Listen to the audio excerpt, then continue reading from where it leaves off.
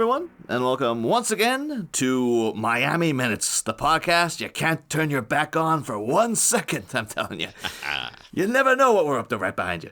I am one of the hosts, Niall McGowan. That sounds a little bit untoward. What are we doing behind your back, listeners? You'll never know. You'll never catch me. I'm your other host, John Parker.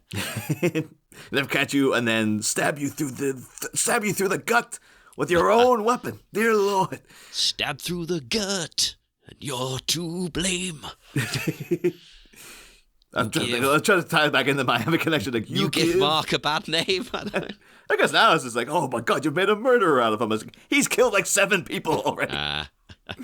I know it would have a bit more weight to it this minute. Not that it doesn't have weight, it does, but it would have more weight if he hadn't just gone slaughtering people left and right. Well, it makes it weird then that it seems he's actually going to leave. And it feels weird to even say he's going to leave, quote unquote, Yashito. We've got to just call him Yashito. Well, what we call Jeff Shito, I think but yeah, the fact he was, he just punched him he just decked him. And then he was going to walk away. He's like, you slaughtered people for much less than what this guy's done. Yeah, but he respects this guy. That's the difference. He didn't respect them. And so he's just like, well, maybe we'll get a sequel out of this, so I better leave him alive. Like, oh no, you can't. Yashito doesn't want his contract. It was only for 1 movie. You gotta get him. He wants out of this, baby. His fee for the next one will be a cool 10 mil. Yeah. Well, what was it that Arnie got? Was it like for Terminator 2? It was like a jumbo jet or something. Something absurd. It was the era of actors just being absurdly over the top. Although that was good. Remember we did that. I'll ask now how much a jumbo jet cost, because that was a big thing we did during Batman. It was when we were doing Batman Forever. We were talking about the kind of how quick the career of Jim Carrey was going. Yeah. Because at the start of that movie, it's like, I think he's like 3rd credited. Where it's like, yeah, Val Kilmer. I think Tommy Lee Jones is ahead of him. Because I guess he would have been like Oscar winner Tommy Lee Jones from The Fugitive. But you knew even by the time the film actually was out, it was like Jim Carrey's a much bigger star than Tommy Lee Jones at this point. Oh, yeah. But I think when he was cast, he was kind of an up-and-comer. And then literally like the next year, so that's 95, then 96 is The Cable Guy, and he infamously got like the biggest paycheck in Hollywood history for The Cable Guy, which is part of why its reputation suffered, was because people love. I think it always had a fan base. People now just sort of like The Cable Guy, but back then obviously there was all the controversy about it being like, oh, it's a disaster. I think that was tied into like, we gave this guy an obscene amount of money to be in this, and it turned out it wasn't Ace Ventura 3, that kind of thing.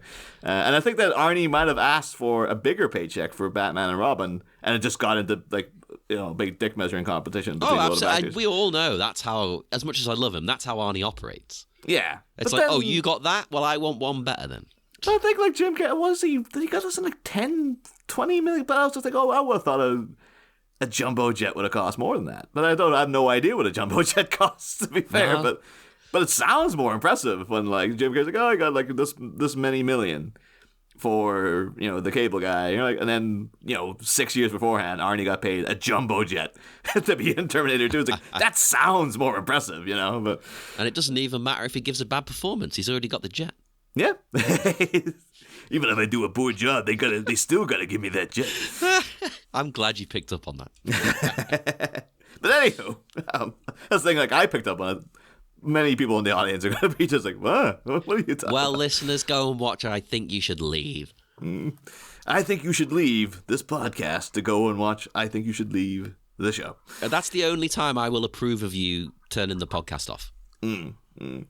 But today we are here to talk about minute 81 of Miami Connection. Big climactic minute. Which is weird because it feels very anticlimactic in a bizarre way. But it's, minute 81. It opens with 2 guys in desperate need of casualty. And it ends a minute later on a long, lingering shot of a fatality. Oh, I like it. Yeah. We do literally almost have a kind of Jeff Shito in the very... It wasn't the Reptile and Scorpion didn't dress in these kind of things, but there was a guy in Mortal Kombat kind of dressed like this, right? Well, what do you... I guess Raiden kind of did that, but he had the hat as well. Yeah, I mean, Raiden was a bit of a strange outfit. I suppose the closest to this, I think you were right first, to be honest. I think the closest other than the colour, is like a Sub-Zero, Scorpion, because they're meant to be ninjas. You know? Yeah. They've got like, I don't know what you call it. They've got that padded sort of waistcoat. I don't know what you call it. That padded thing over the top, but the underneath stuff is all this. Yeah. Underneath, pure Yashito. Oh yeah.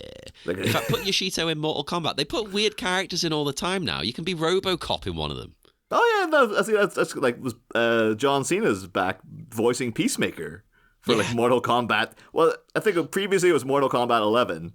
And now the new one's called like Mortal Kombat 1 or something. Like because it's reset the whole timeline.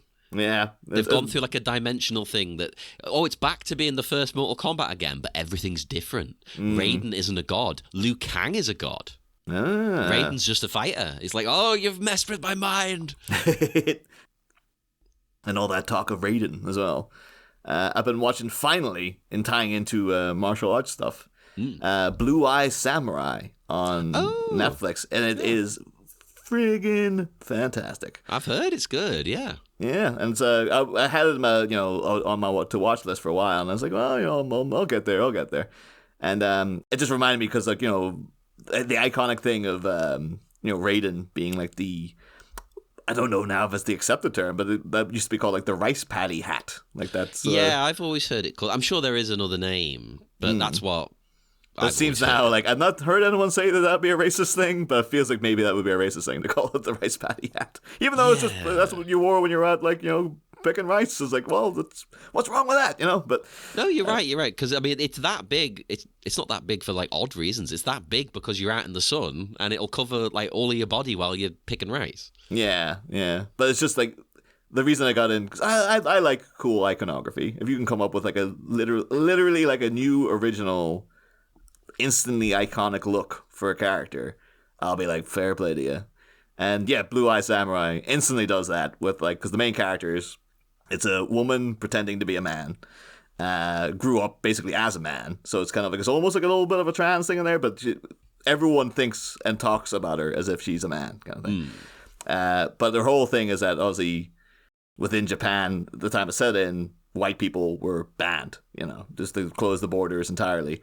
And she was fathered by a white guy, and so she's grown up as a monster because she's a Japanese person with blue eyes, and that's the whole thing. So she goes around with the rice paddy hat on, and then she's very rake thin, and then these kind of John Lennon-esque sunglasses that are orange, so she can cover up the shape. And it's just like, as soon as you see her, it's like, oh, that's a good silhouette, that's a good look for it. Like, that's an instant like Halloween costume, people dressing up as this character. It's gonna be good cosplay and stuff.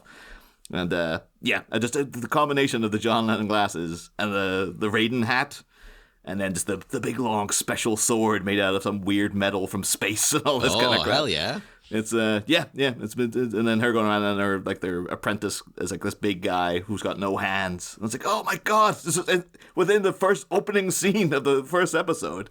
Just like fantastic iconography straight away. It's almost as good as the Dragon Sound T-shirt. No, nothing can top that. Come on.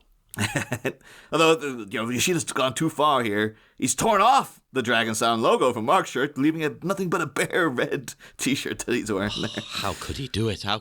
Although speaking of clothes, Mark. I mean Yoshito is as well, but Mark, he's very muddy, isn't he? Very muddy, and that's some dark mud. He's bringing like prehistoric tar pit realness. Yeah. That's gonna be the original ending was that Yoshido gets kicked into a tar pit, and then the sequel will be him somehow like scientists dredging him back out. Yeah, we could rebuild him. Yeah, but it's Miami Connection 2049. It's actually Yoshido in the future. He's a cyborg now to keep him alive. He's like mechanical heart. It's like, this was the original idea. It's like, and then Mark, for some reason, Mark is in the future as well, and he has to go back and fight his old enemy from the past. And then obviously Miami Connection didn't work, and so YK Kim put that project on ice. And then in 1993, he went and saw Demolition Man, and he was like, "What the hell? They stole my whole thing." Oh. Demolition Man's slowly moved in now to being like I was always waiting for someone to do it minute by minute. And now I'm like, should I do that minute by minute? Like, should we do that minute by minute? That seems like it's ridiculous that no one's doing Demolition Man. I mean, I'd be up for it. Yeah, it seems like it could be a good follow-up project to this, but then it does also have the thing of like Miami Connection. Miami Menace is a good easy project because it's like, well, there's not much research to do because no one involved in it went on to do anything, so you can just sort of you can just rock up and just talk about whatever. And just riff on what's actually in the minute. Whereas Demolition Man, like everybody involved in it is like quite storied and stuff, So it's like, well, you'd feel obliged to go and talk about like Sandra Bullock's other films and stuff like that. It's one to consider, though. Definitely. And I think we would also be getting like, we could do it the same way. Like, no, just the two of us talking about it, and I'd be quite content to do that. But like, people would be like, I want on Demolition Man minute, God damn it! We would literally have people clawing at the door, So. We can tell them, fuck off. It's our show, not yours. Yeah. But, maybe put a pin in it, Mm-hmm. Although I think Demolition Man also did actually get a novelization, so we couldn't even create our own novelization for it. We'd have to go and refer to the actual novelization by whoever the hell that guy was. How dare he? Did he not think about us? Come on. Yeah. But anywho, this might have been a part of the reshoots because it seemed like, they were in a kind of swampy area, but it looked like it was a really nice day beforehand. And now it feels like, this has the vibe of being shot on a Monday morning after a rainstorm, like it's that muddy and sort of grey looking all around the place. It's grey, but you're still getting the vibe that, it is hot though. It's the humid rain, if that makes sense. It's that's why Mark can't even bring himself to kill Yashito. He's just like, it's too humid for this. Yeah. It's like I just want to walk away. Oh, it's the worst. Like the heat is bad enough. Humidity is just like it just makes you want to die.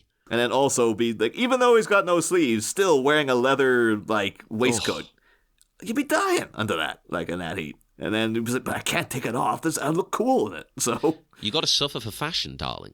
I'd be thinking, like, only if this ninja wasn't here, I could whip it off maybe and sort of, But then the other thing about that is like, if you take off that leather waistcoat, you can't do the like tying the arms around your waists. So and then kind of true. Although maybe this is pre-grunge, maybe that wasn't as popular back then.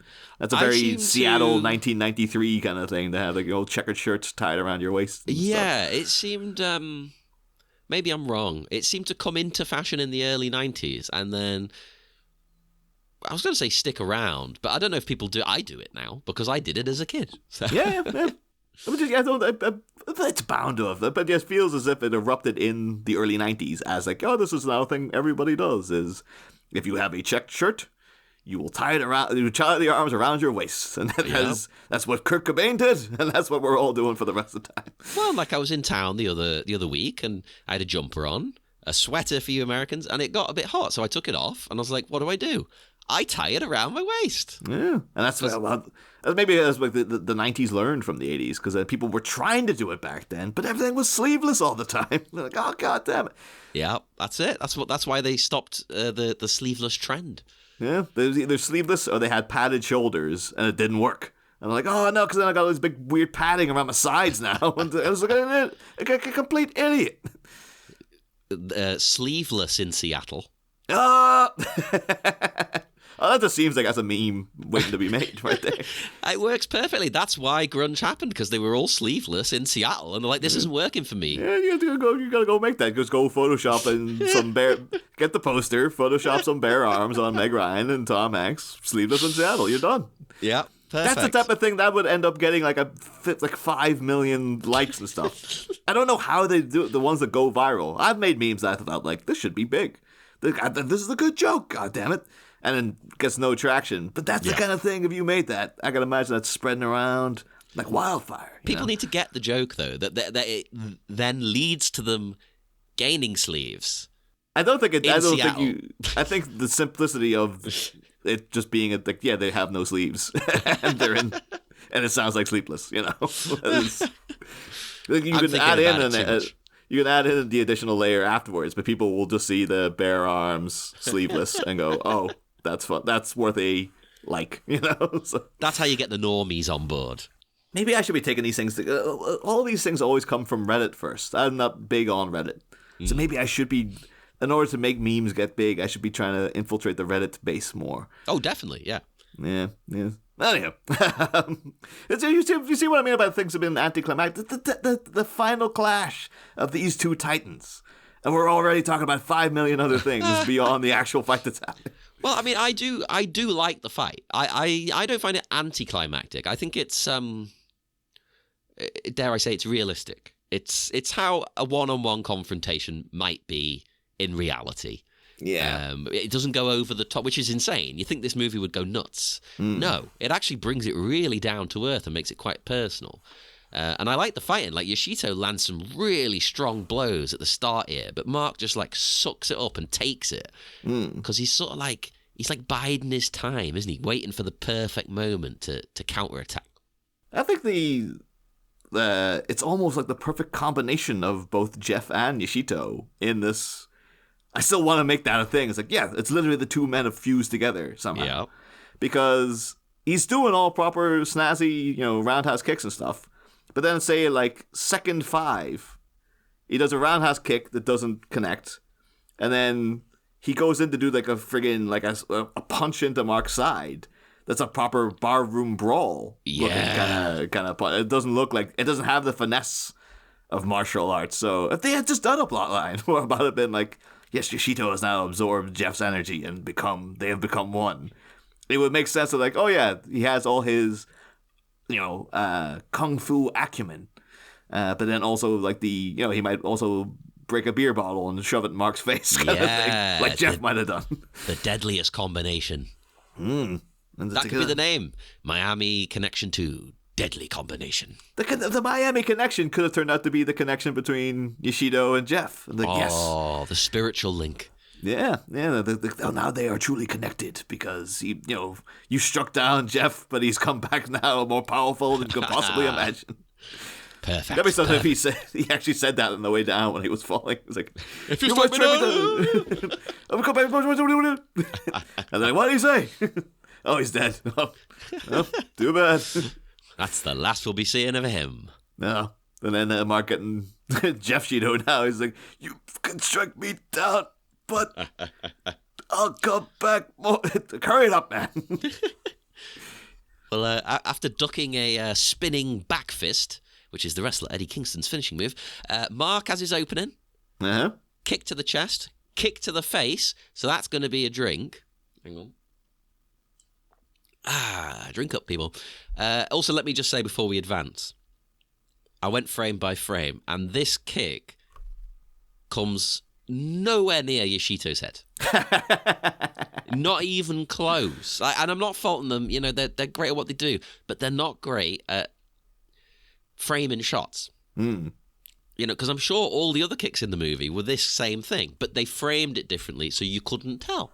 Yeah. But this, it's just in the open, right in front of your eyes, nowhere near it. Yeah, this is, again, probably like, well, we couldn't get back the actor playing Yashito, and nobody else wanted to do it for insurance reasons. And then they're like, I'm not getting beat up by it. And then, like, the only guy we've got is Jeff, and also he's not insured. So do not land a punch or a kick anywhere near him. Yeah. You actually might be onto something there. Yeah, they don't talk about that in the commentary as such, but yeah, maybe you're right. Oh, no, I wouldn't be surprised if it turned out that, like, yeah, Miami Connection was actually in violation of many, many labor and insurance safety laws or something. Yeah, because it sounds like everyone just let them do what they want because, we like that YK Kim. He's a nice guy. Yeah. And then it turned out, like, and that's why that lawyer guy was playing taxis. Yeah.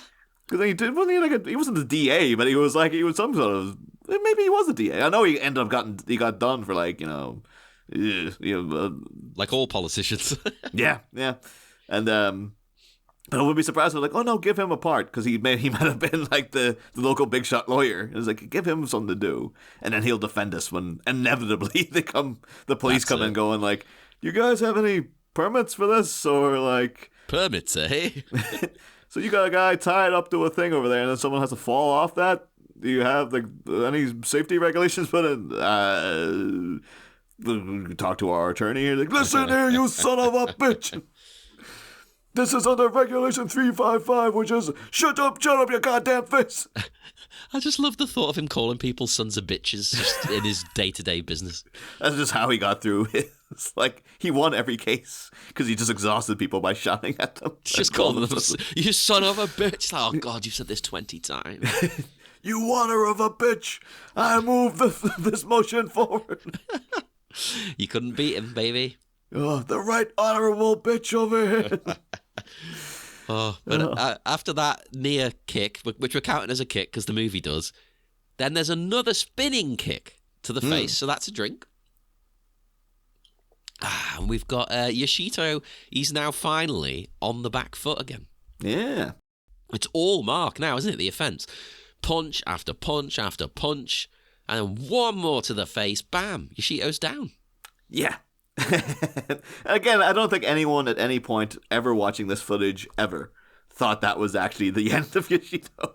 Like, it's insane to think, like, yeah, he just punched them and he fell to the ground. And I guess that's the end of the fight. You know, we're all going to just walk away. And well, that was my initial thought. Was I initially wrote a note here of, like, you know, Mark turns his back and walks away. Why would you do this? Oh, no, it's insane. It's absolutely But insane. Then I had a thought. Because of what happens in a minute, maybe Mark knows. Maybe it's luring him in. He's, yeah, you could have done like a little, like that, you know, like in RoboCop. You know, you're talking about RoboCop there earlier. They set up that thing at the beginning where his kids watching that, like, outlaw laser star, what the laser cop guy. Yes. And he does like the little thing with his gun. And later on, that's how, you know, Nancy Allen recognizes that it's Murphy because he does the same little thing and stuff. You could have had it in the house, you know, they were watching a kung fu movie, and then they're all going like, "Oh yeah, the guy," you know, you always think the bad guy's done, and then once the hero turns his back to him, he always comes back, and that's where Marx is like, I see. So he's like, it's almost like he's baiting Yashito into this. It could be a genuinely as part of his plan as well. He's like. Mm-hmm. Like, if I just go and stab this guy now while he's on the ground, that's flat out murder. Like, I can't call that in my own conscious, you know, self-defense. But if I kind of make it like, oh yeah, I've got my back turned, and then it's like, oh, he's definitely gonna come. Well, he's definitely gonna come with a weapon, and then I'm gonna be able to flat out kill him and be like, well, that was just defending myself. Well, that's it. Maybe he thinks, well, I don't want to kill Yashito. But if I kill him in self-defense, that's different. Now he's down, I can't deliver a final blow. Yeah. But if he attacks me with a knife, that's different. You're doing the, I don't have to kill you, but I also don't have to save you from me. when I don't have to save you from falling onto this blade. Which is in my hand. Oh, it's in his hand. It's in Yoshito's hands. Like, well, technically, you know... Stop hitting yourself. Yeah. He goes in and like, oh, I'll get my, you know, court-appointed attorney. And it's Dexy coming out with all bandages wrapped around, like, you sons of bitch. Oh, another parent. All right, I'll defend him. Your Honor, I think you'll find that knife was not in his hand. It was in Yoshito's hand. It's true. You're right. It's very, very true. And that's why I thought, you know, because there's an amazing shot of Mark. I really like this. Walking towards the camera. You know, and my initial thought again there was, oh, okay, he's feeling it's over. Yeah. It's done. Oh, you can almost want to put in the little twinkly piano music, to, you know, for like, everything's good now. Yeah.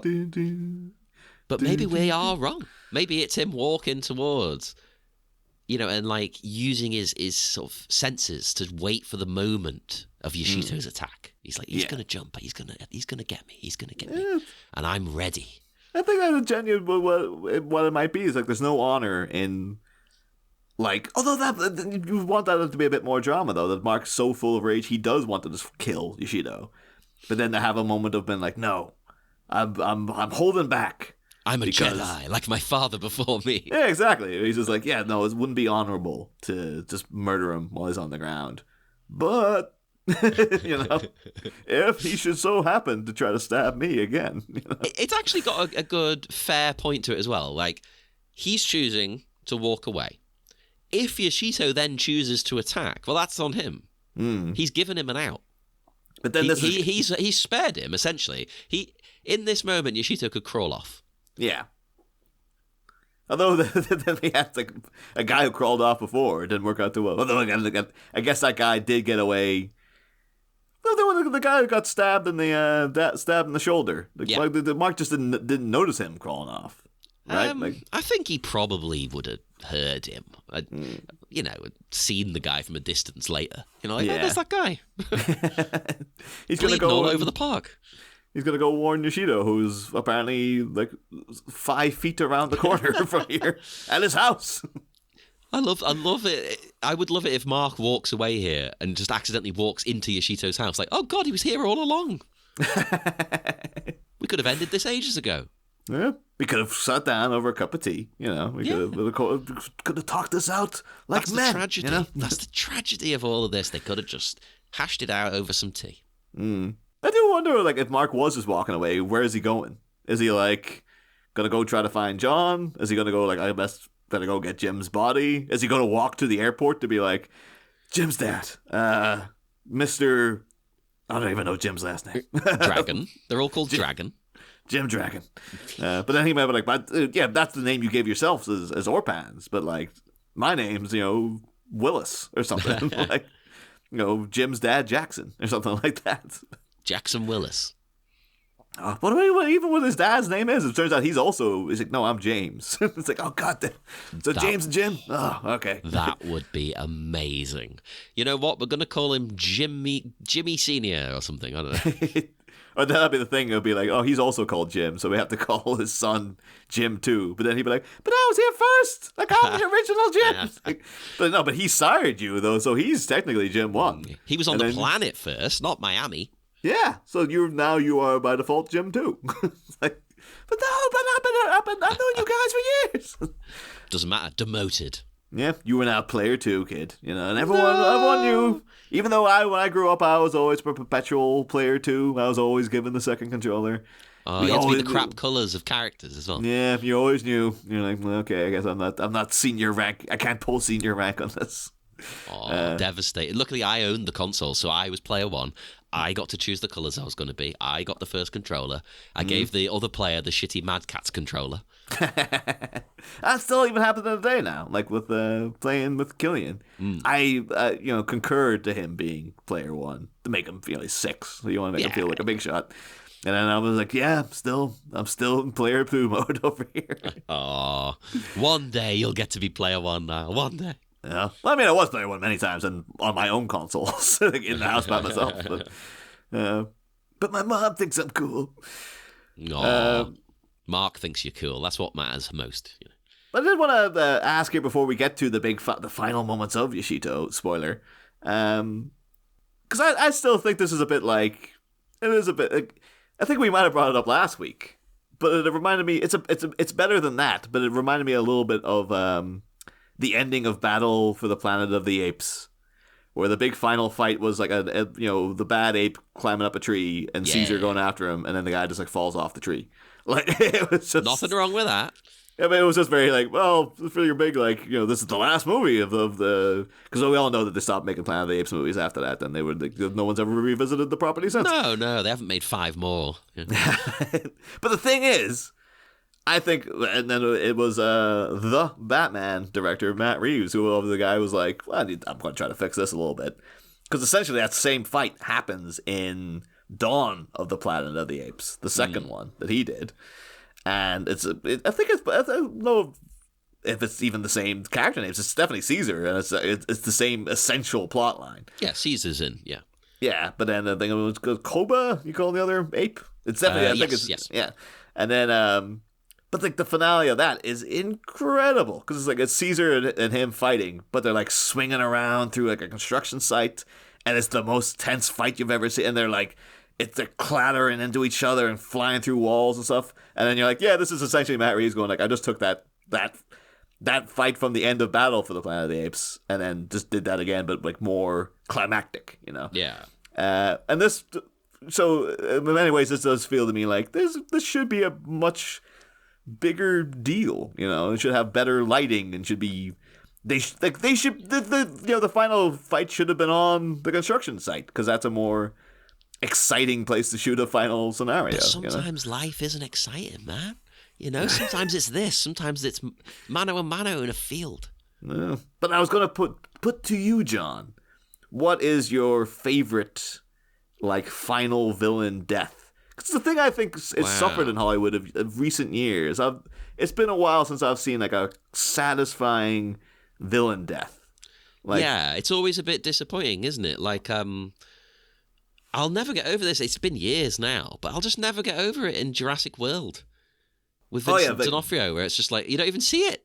Yeah, you're just I can't wait for those raptors to get him, and they do, but it's all off camera, and you're you don't even have the satisfaction of the clever girl that moment, because then you do see the thing going for Muldoon. It gets, and then the cool shot of the snake going past on the branch with the raptor's eye and stuff, which is absolutely perfect. That's you don't have to make it gory or anything. Yeah, it's just you need some kind of you just need a physical little presence of what's happening. I think it just needs to be a little hook as well. It's to have something in True Lies, the Arnie firing a missile through the building. So over the top, I love it. Yeah, into the guy's helicopter. That's the big death of the final boss needs to be big and cool. It needs to be Palpatine getting thrown down the shaft. And well, actually, that's an interesting one you bring up because listeners, I've probably mentioned on this show, but Niall definitely knows. My favorite movie is Return of the Jedi. Never been sold on the death of Palpatine. Really? Oh, I like it in principle. I like the idea of Vader, getting him and throwing him to his death. It looks weird. It always looks like, which I'm sure it is, it looks like he's on a harness. Yeah. It doesn't look like he's getting picked up. And why is he still shooting the lightning? Why doesn't he stop? I've never really understood that. I always assumed he was trying to fire the lightning back into Vader. He is doing that. Well, it does fuck him up, yeah. Yeah, so I think he's just going I better try something, and then. But why he's still shooting the lightning when he's going down the shaft? I don't know. He's probably maybe the force of this will keep me away from the whatever. But well, somehow it kept him alive. Well, not alive, but it left enough to make a clone. Yeah, whatever the hell that was. Yeah. But no, even you always have to. I think it's a because a lot of those more recent Marvel movies, you're just how did the villain die in the Marvels? She sucked into some portal or something. I don't remember how it happened. I think the only one I actually remember might be Thanos. Yeah, his is a good it's a good climactic thing because it's but it comes after the Tony Stark's big victory moment, so that's kind of big hey, and they give him a good shot of him sitting down and just sort of accepting defeat. It's sort of but then other ones would be well, how did the bad guy, how did Mickey Rourke's guy get defeated in Iron Man 2? At all. No. Yeah, I have no idea. No. But Con Air, what happens to Cyrus the Virus? It's Cyrus the Virus. They're fighting on the back of a fire truck. And then he gets handcuffed to the ladder, which then goes up, and they drive through a bridge. He falls off from that into an all-night construction site or something that are just crushing rocks. And then, even though he could have been dead 5 times already, they also have to have his head getting crushed by a thing that's there to break up stones. Just so you know. Yeah. Or even in Scream, how did Stu die? It's he got his TV pushed on his head, and then how did Billy die? It's they do the fake out playing possum thing, and then he gets shot in the face. It's there's climactic deaths. There's big moments and things like that. One of my favorites. It's an obvious one. They've even made a calendar out of it. Hans Gruber. Oh yeah, iconic. I mean, that's iconic, and it's not even particularly over the top or crazy. It's just the way it's shot and the way it lingers on it and stuff. Amazing. I think it's also his facial expression of realizing oh shit. Yeah. I thought I was getting away with something here, but no. And it all ties into the gift of the watch from earlier in the movie, and it's it's a well-made film, that Die Hard. Iconic. And another one that I love, and I love, I don't care what people think of the movie, but Commando. Oh, yeah. Yeah, Bennett's death. Brilliant. Amazing. Yeah. Amazing. But it used to be such a thing that I remember when I got back from Speed 2 Cruise Control in the cinema. And, I was only like 11 at the time or whatever. But I remember my brother saying to me, I'm not going to bother watching it. Just tell me how the villain dies. That's all you need to know. Because you just know, like, oh, he's going to have a big death. Because, the end of the first one, like, yeah, Dennis Hopper getting beheaded by the top of the subway train. Like, you have to have a big death for the villain. And so that's why, I'm a little... One that always really sticks with me, I think is really underappreciated. But I'm pretty sure I've mentioned it as a thing on this podcast already. But cartoon I grew up watching all the time was Brave Star. Oh, yeah. And, like, there was the feature-length kind of prequel movie called Brave Star the Legend, which you can now get on YouTube over and over again. There's like 17 uploads of it, so it's just one of these things, like, no one cares about the copyright to that. So if people want to see this for themselves, and I highly do recommend you check it out. But the ending of that will stay with me because it was so well done, where the big villain was this giant ghost buffalo thing called Stampede, and he had big metal horns, and all this blue glowing bile come out of his mouth, and he had big mechanical arms and stuff. Really cool design. Again, people are sleeping on Brave Star in terms of rebooting it. Like, there's a lot of really good material on there. I remember liking it, but I don't remember a lot about it. But anyway, at the end, like, they defeat Stampede through his powers. He's unleashed this army of undead skeleton triceratopses and stuff to come in and, like, destroy the town. And so Brave Star has to go and, like, get a spear and chuck it into his heart, basically. Whoa. And he tries to, do that. And he has this, speed of the puma where he can run really fast. And then the henchman, the Jeff, the Stampede, is a dude called Tex Hex. And he intercepts him. And they have a big crash. And, like, Brave Star and Tex Hex are just, like, absolutely knackered. And he's trying to claw up to get the staff, and Tex Hex comes behind him. Amazing. Steps on his foot and starts crushing his hand. And everyone, Stampede and Tex Hex, are both laughing away. And then eventually, for various reasons, Brave Star remembers that he can do this thing where he can have the strength of the bear. And so he goes, like, strength of the bear. And he just grabs Tex Hex's foot and starts crushing it. Oh. And then just picks him up and throws him away. Then grabs a staff and chucks it into Stampede's chest, and just the animation and the sound effects will always stay with me of him going like, oh, and then this big, massive wail coming out of him, and then he, like, explodes, and there's a whole big vacuum of things get sucked into the temporal black hole. It's incredible. And so in my mind, I grew up watching that. I was like, oh, that's your big villain death. You have to have that every time because hell yeah, you want to see the villain get a good comeuppance, And yes, I feel like now it's just, you just don't get it as much anymore. It's really like, the villain, like at the end of, like, Dark Knight Rises, like, well, Talia al Ghul's death is, like, lame. Yeah. Bane just got shot out of the movie, You're like, well, I was looking forward to seeing what happened to Bane. He had it coming, and then he just gets taken care of in, like, 2 seconds flat. He just got shot by somebody. I wonder what it is. Why is there a change? Because, I mean, like, to this day, sometimes on a daily basis, I still think of the end of Terminator, you're terminated, fucker. Yeah, I say that all the time. Great, and then, like, the way the T-1000 gets taken out as well, like, the big prolonged thing of getting blown up and then twisted all out of shape, and then falling into the molten metal. And then all that's, the sound effects of that will stay with you for life as well. As like, it's a great scene. Why are we not doing that more? Why haven't I been able to go, oh, the way the guy dies in, the end of Aquaman 2. Something like, it's like, I couldn't tell you what happened. I couldn't tell you what happened at the end of Aquaman 1. No, I can't remember what happened at the end of Black Panther. All I remember in that one was, like, the villain was kind of right. So you felt a bit bad that he died, but I don't remember how he died.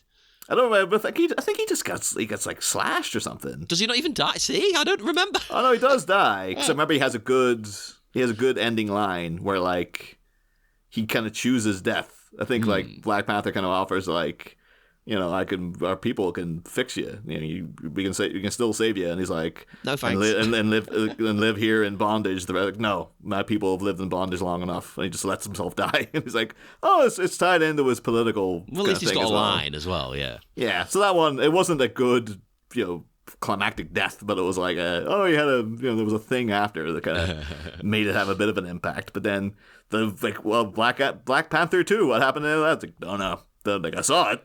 I don't remember what happened. Well, and as of recording, we recently just watched the new Ghostbusters movie. Oh, yeah. And although I enjoyed it, now you've said that, I can't remember how the villain gets defeated. I remember... Oh, wait, no, hang on. No, I've remembered now. They suck it down into the like the trap, not the, where they put the traps. What do you call it? Like the vault thing. Oh, yeah. The big red thing in the wall. Yeah, somehow they use that as a trap. Big red thing in the wall that's in danger of breaking, and all the ghosts are about to get out. And Winston Zeddemore, who runs this elite Ghostbusters company down the road, hasn't thought to update this at any point, and has never bothered to tell it. Oh my god, it's so stupid. Well, they didn't know. They only just realised.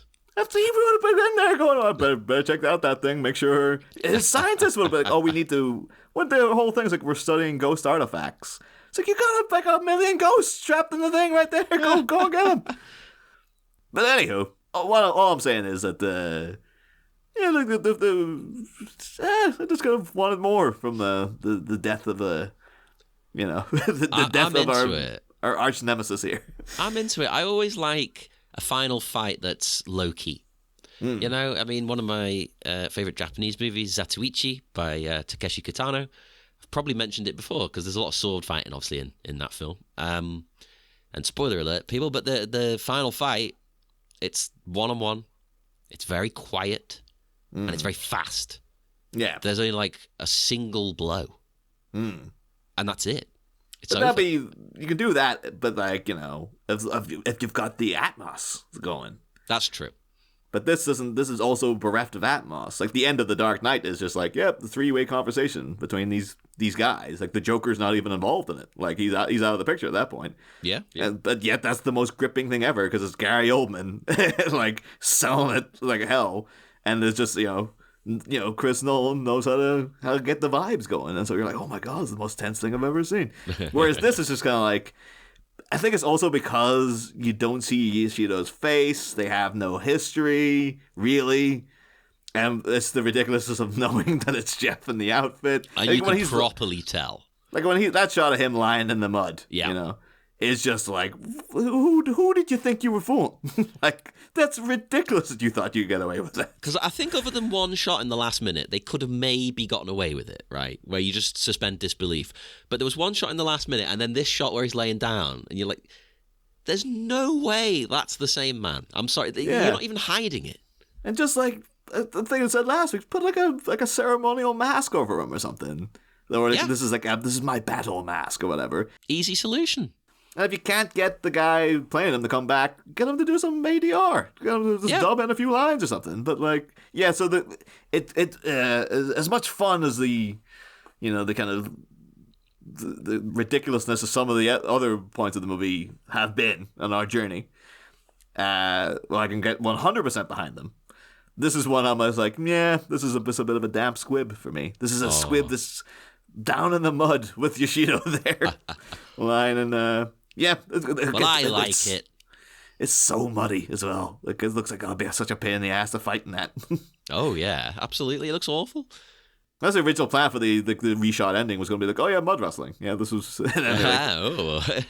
We're losing the light, guys. Like, no, all right, I guess I'll just stab him. Whatever. It's me going, ooh, but I've never, ever, ever understood people finding mud wrestling sexy. What's sexy about mud? I don't think it's just it's the close proximity with people and it's all goo. I don't know if I can put it into words, but I don't go out of my way for mud wrestling. But I get it. Like, I can see, like, it's old gloopy stuff and people rubbing into each other. I don't get it. Yeah, Mark's doing the old. I'm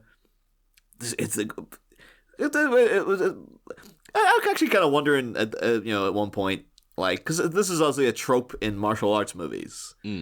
Of like walking away and then the villain coming back for one more thing. It absolutely is, but not just as the villain come back. He's like a goddamn, I don't know, white man Yashito's like a Terminator the way he gets up. White man Yashito. White man Yashito did nothing wrong. Well, he's got another knife in his boot. How many knives has this guy got? But like I was wondering though, like how long can you date this back in? Like martial arts movies, because it's also a horror movie trope that seems to very much come from like in Halloween. Yeah. They'll be like, oh, Michael Myers coming back. Jamie Lee Curtis down by the door crying, and then in the background he gets up. Although John Carpenter himself would be like, oh, no, I stole that from something before. He would admit to it, yeah. I'm just wondering who was doing this as a trope first because again, in Scream, of course, at the end, they flat out pointed out the whole thing. They're like, yeah, the villain always comes back. Whereas I think at this point in the 80s, YK Kim is just like, yeah, this is a great idea. Like, this isn't schlocky and tropey at all. Whereas if you did this as an action movie now, people would like roll their eyes because it's such a cliche for like, why you turn your back on them, you idiot? That's an interesting thought, though. Yeah, where does it come from? I think that would be one of those that's almost impossible to figure out. Because I think martial arts movies have been doing this. I mean, I'm sure I've seen them doing it in the 70s. Oh, totally. Probably since the beginning of martial arts movies. But you find out then, it's like, it dates back to like Wuthering Heights. It's like, yes, Kathy turns her back and then Heathcliff gets back up and everyone reading it was like, ah! Well, a lot of martial arts movies, of course, were, especially back in the early days, were all from Hong Kong. And let me tell you, people from Hong Kong fucking love melodrama. Martial arts movies from there, they're like a fucking soap opera. They love it. They love it. Over the top. So it would make sense in that context. Because it's a very melodramatic thing to do. Yeah. I think that'd be one thing I'd love to do in my own death, is for someone to think I'm dead and then to briefly come back for one final little. But yeah, I'm choosing to believe again in the novelization.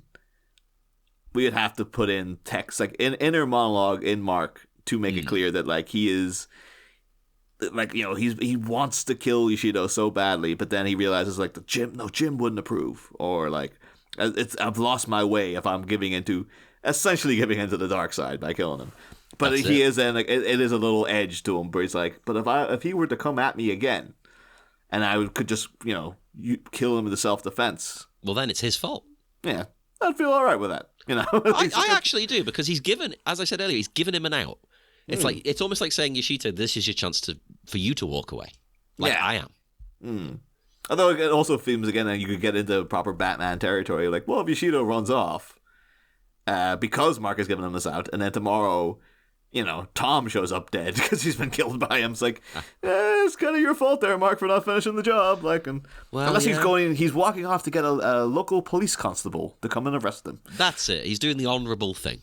He's hoping to see a Bobby on the beat in the middle of the swamp here. No chance of that these days. Never around when you need them. Yeah. But I don't know if I want them around or not. I don't really trust them. I don't want them around. Yeah. I'm happy just like if I see something dodgy, I'll just like grab my keys and put the one through each finger. Oh yeah, we've all done that. Yeah. It's a. I've never had to use it, but it's nice to know it's there. This was your one thing. It's like I feel kind of safe enough with that, Mm-hmm. But then I'm an able-bodied man, though. Although I know apparently statistically it's more able-bodied men getting attacked in the street by other able-bodied men. Like apparently statistically, that's like the highest rate of people like getting injured on the street by. That doesn't surprise attacked. me in a way, because they see a fight as a bit of fun. Or whatever. Whereas assaulting a woman is like another level.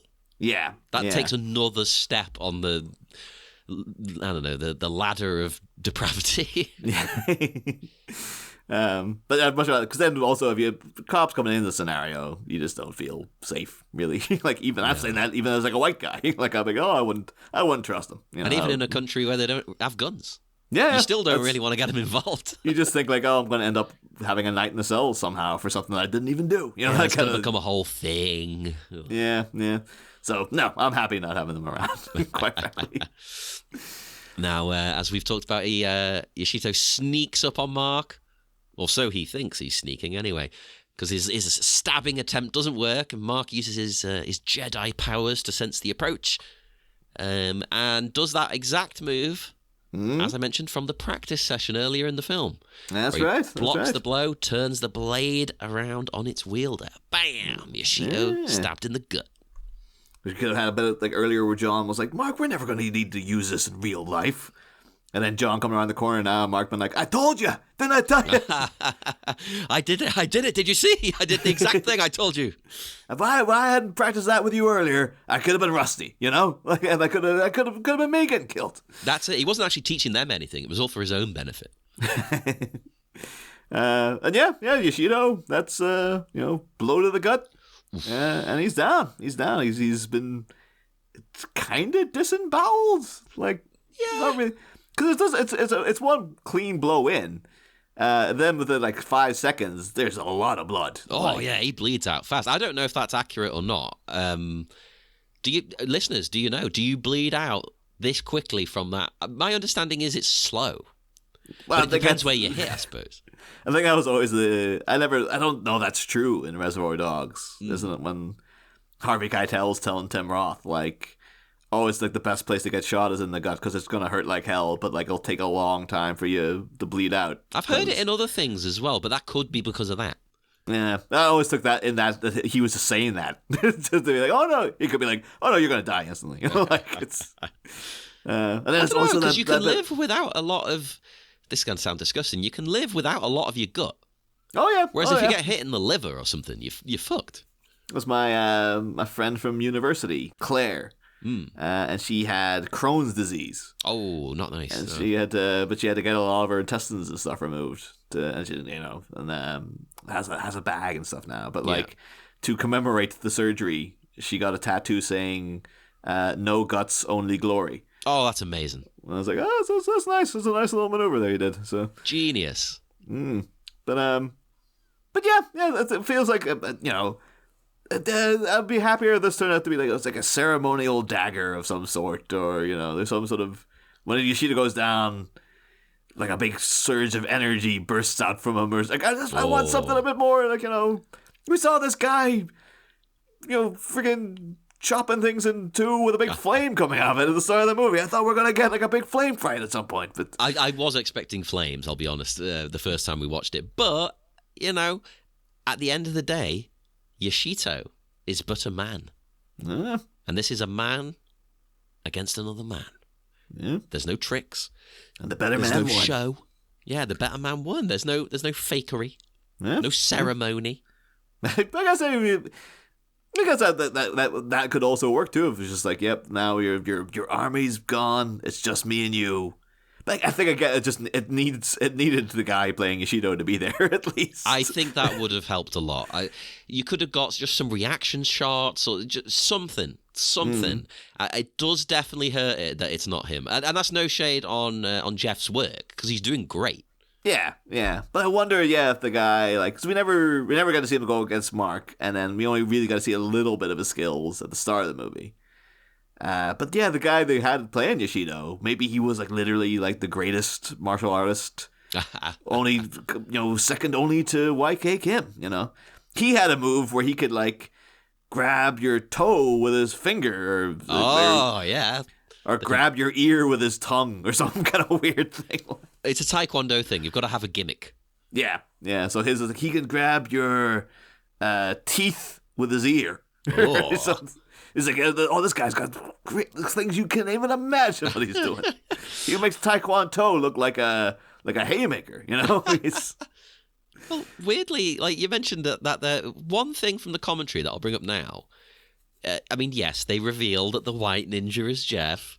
But what I found interesting, they don't call him Jeff, or by his real name. They're like, hey, that guy we worked with that time. Well, yeah, because Joseph Diamond says like, oh, this is the same actor who fell from the scaffolding.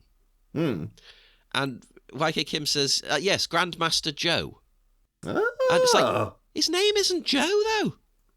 And then they go, yeah, it's the same man who's Jeff. So they clarify it's like, but he's not called Joe. Is that just what he calls him? That's a great name though, Grandmaster Joe. Like, it's Grandmaster Kim's all well and good, but like Grandmaster Joe, like it sounds like he should be like a DJ or something. Yeah, like Grandmaster Joe in the morning. Yeah, it's like Run DMC versus Grandmaster Joe coming at you. It's weird because his name's William Ergel, isn't it? So why is he Grandmaster Joe? Maybe maybe I listened to it 5 times to make sure that's what he was saying. Yeah, maybe they're like, oh, when he fell off the scaffolding, that was a different guy. And so the guy lying in the mud isn't Jeff. It's like it's Jeff's stunt double. No, they clarify that it's Jeff. Yeah. I don't know, maybe his middle name's Joe, and it's kind of like, yeah. And he goes by Joe. Yeah. Plus, it's a typical, especially in like Southeast Asia, it's a thing you just call random Americans.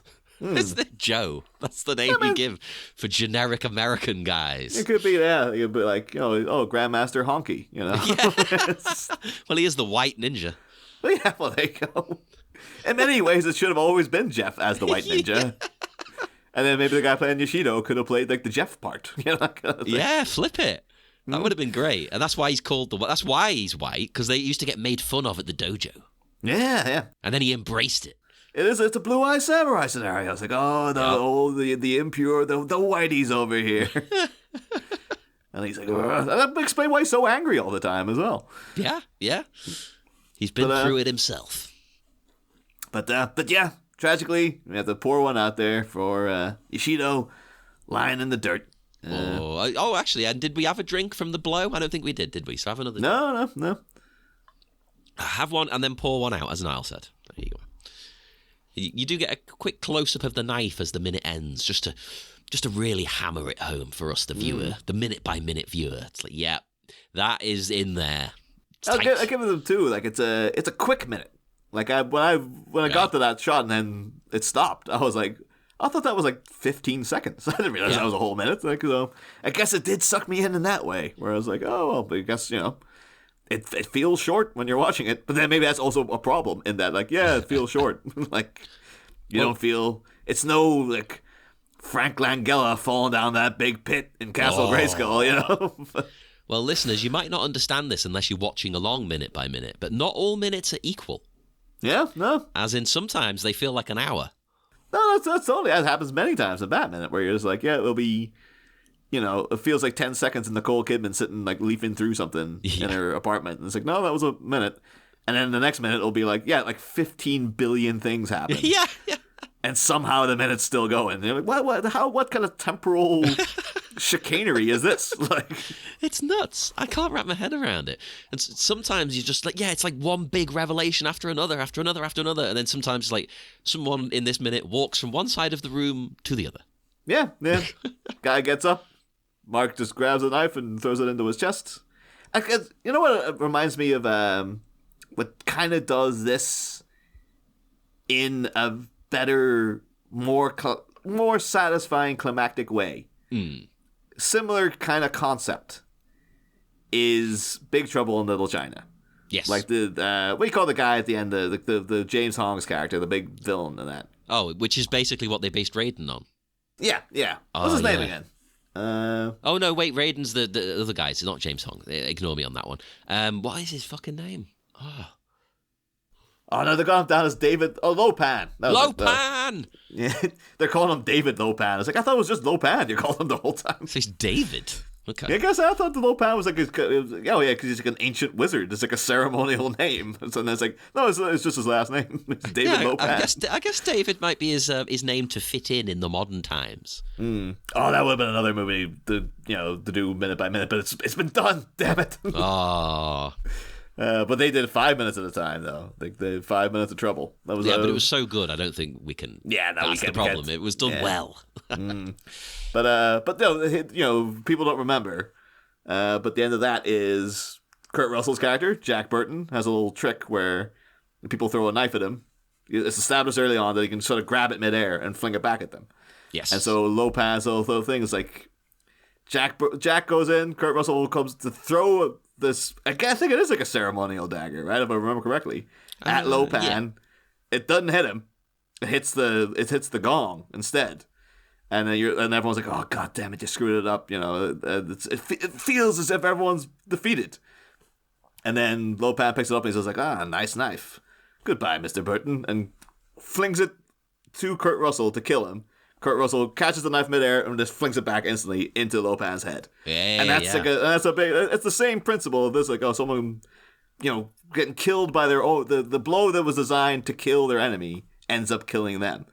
It's it's the same thing in principle. And like Big Trouble in Little China is like, is that also 86? Because this is 80. This is made in 86. 80s. Yeah. July 2nd, 1986. So it's like it's in the air. It really is, isn't it? Well, I suppose it is the height of just like ninjas in stuff. Yeah. It's unfair to compare, in terms of budget and stuff like that.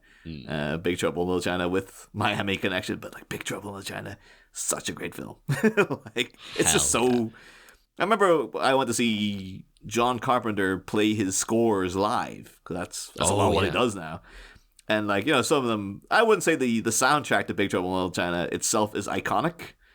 Like you've kind of what does the music to that go like? People, it's not like Halloween where it's like do do do do do do. Or like some of the other stuff. It's like, oh yeah, he's got a lot of iconic. Escape from New York has a very iconic soundtrack. Oh, absolutely. But the thing is, like, because he was playing clips behind him, and just the rapturous applause that was happening throughout the entire Big Trouble in Little China section. It felt more like it was just people applauding the clips, because they're just like, look, remember how crazy that film was? That bit they're going through the sewer and a big friggin' monster just appears out of nowhere and drags someone away. And you're like, what the hell was that? That's all that matters anyway. The clip, screw the music. Yeah, and just the Lo Pan as a villain is like, this big crazy weird like Chinese wizard guy with long fingernails and stuff. It was nuts. Wow, what a picture. But yeah. But yeah, so not to harp on a very low budget, because low budget films can do incredibly well as well. They can be nothing but vibes and atmosphere and satisfying conclusions. And I still maintain this is, despite what you say. Nah, this is a. I struggle to believe that this is actually the death of Yashito. This is like after, maybe it's because now we've spent like 80 weeks or whatever talking about him. So, but he goes out like he would. He hasn't got his cronies anymore. It's just a fight. Yeah, it's straightforward. Yeah. It's simple. No tricks, no fanciness. It's just violence. Yeah, and I appreciate that. I get why it might feel a bit, but I'm always a bit of a sucker for sort of not downer endings, because it's positive, but it's not. You're not like fist pumping, as he stabs him. Maybe because it's not that type of movie. It's like it's not the type of movie that, if this were like a like a Coen Brothers movie, I'd be like, oh yeah, fair enough. If it's just a little, you get there and find out like, oh yeah, Josh Brolin's been killed already and it had nothing to do with Harvey by then. That kind of thing. Whereas this is more like in the vein of like a Street Fighter, the movie. So you want to be like, whoa! Yeah, I wanted to be like, Yashito's like freaking Raul Julia's M. Bison, where he gets kicked into the computer, and somehow that gives him electricity powers, and he's flying all over the place. And you're like, this is, what is happening? But I love it, I like both approaches. I get it, yeah. Yeah. But listeners, if you want to write into the Taekwondo orphanage, what is your opinion on the? Do you like the low beat, sort of down and dirty? It's just two guys going. Cause I think you can do that well. At the end of the first Spider-Man movie, with Tobey Maguire and Willem Dafoe, the end of that is just two guys going to blows. Like they've done all the special effects flying around, zipping, webbing everywhere, and then the actual end of it is just like the two of them having a fist fight. And this Spider-Man getting his ass handed to him by the Green Goblin, just constantly pounding on him and stuff. Yeah, and you're like, that's they do it well there, or good like choice. Even the Daredevil TV show, where it's just like, what's the final big fight? It's like, both seasons 1 and 3, it's just like, it's two guys. It's just D'Onofrio and Charlie Cox wailing on each other. And there's no, it's just like, it's all about the emotion that's getting you through. And this should be more emotional because what happened to Jim, John? Well, we're going to see what happened to Jim as well. We're going to go back to it. So, although at this moment you're right, I think that might contribute to Mark's demeanor as well. He doesn't give a shit anymore. Yeah, his friend's dead in his eyes, and he can't feel happy about what's happening. He's just like, it's over, it's done. I don't care. Kill me now. Except don't, though, because if you try, I'll kill you, yeah. Maybe Marx is that good. He was like, he turned his back on Yashito, hoping Yashito would end him. He's like, if I have to live without Jim, I just don't want to live at all anymore. But then his taekwondo instincts are so trained. It kicked in. He's just like, oh, Christ, oh no. Are you dead? Can you get back up and actually stab me first? That would be a great story. And then at the end of this, he becomes a traveling sort of wanderer, trying to die. It's like the Incredible Hulk TV show or something. Yeah, he just goes from town to town, hoping that somebody can end him. But every time he's just like, oh no, my instincts are too strong. I keep always, samuraiing people to death. I'm too perfect. I can't stop doing it. And then just like, oh, why don't you just fall on your own sword, Mark? It's like, no, Jim wouldn't want it that way. No, it's not the honourable way. He has to die in combat. Yeah. But yeah.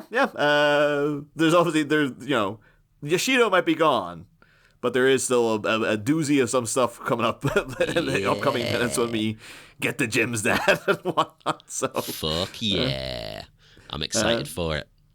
But I'm ready to wrap on up here.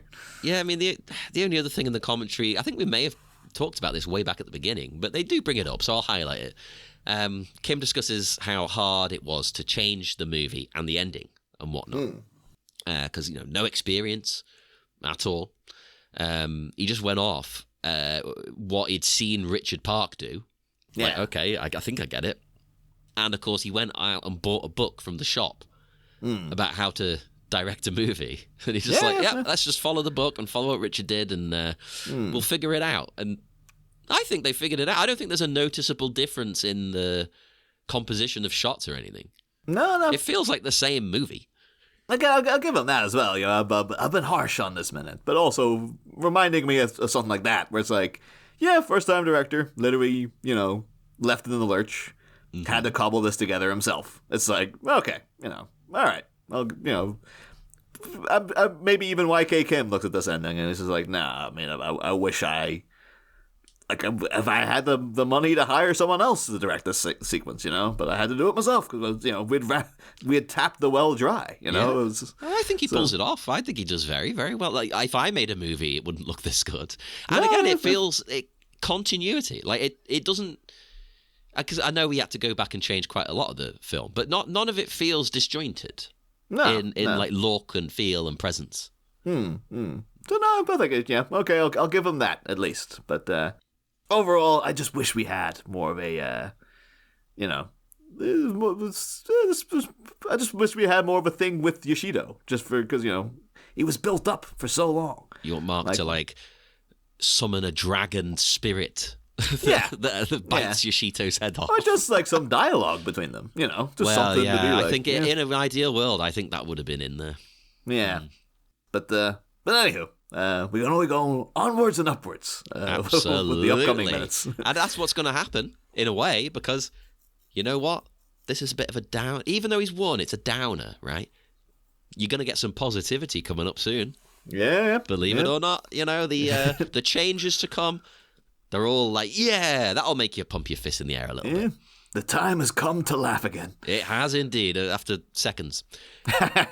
But we will break the connection for now. If you would like to speak to us, we are available on Facebook at the Miami Minutes Taekwondo Orphanage, Twitter at Miami Minutes, Instagram Miami Minutes, and check out our network Sleepy Charlie Media on Patreon for bonus stuff and TeePublic for merchandise. We will be back in 1 week with minute 82 of Miami Minutes. Let's go old school. Hi-ya! Listen to me.